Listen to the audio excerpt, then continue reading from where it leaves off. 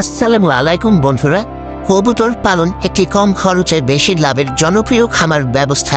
খুব অল্প জায়গায়, এমনকি ঘরের ছাদ বা বারান্দাতেও সহজেই খামার করা যায়।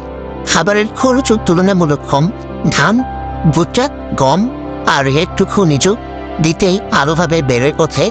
একটি জোড়া কবুতর মাসে সাধারণত 2টা ডিম দেয়, আর সঠিক যত্নে বছরে 10 থেকে 12 জোড়া বাচ্চা পাওয়া যায়। এই বাচ্চাগুলো বিক্রি করেই খামারি প্রতি মাসে ভালো আয় করতে পারে। কবুতরের রোগ কম, যত্ন সহজ, পরিষ্কার ঘর আর নিয়মিত খাবারের যথেষ্ট।